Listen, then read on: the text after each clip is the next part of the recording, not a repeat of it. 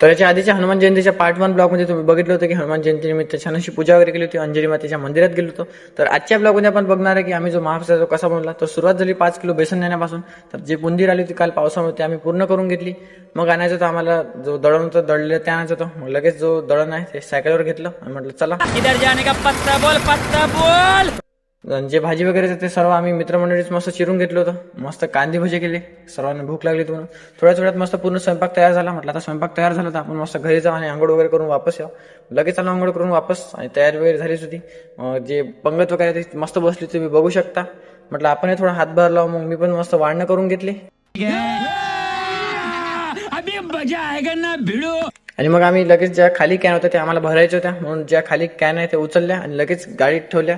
तर 6 कॅन आम्हाला भरायच्या होत्या. लगेच डायरेक्ट प्लांटवर आलो जिथे पाणी भरायचं होतं. जोपर्यंत पाणी भरतात तोपर्यंत मला फॉलो करा. मग लगेच थोड्या वेळात पाऊस वगैरे सुरू झाला. मग आमची जे बसण्याची व्यवस्था होती जेवणाची ती आम्ही लायब्ररीमध्ये केली होती. तर मस्त रस्सा होता भाजीचा, त्याच्यात मस्त शेव टाकून शेवभाजी केली. कौन है ये लोग, कहाँ से आते हैं ये? तर नंतर म्हटलं जेवण वगैरे झालं होतं. तर आता म्हटलं हनुमानचं दर्शन घ्यावं, म्हणून हनुमानचं दर्शन घेण्यासाठी आलो होतो. तर जर तुम्हाला माझा ब्लॉग आवडला असेल तर लाईक करा, शेअर करा आणि जास्तीत जास्त फॉलो करा. धन्यवाद.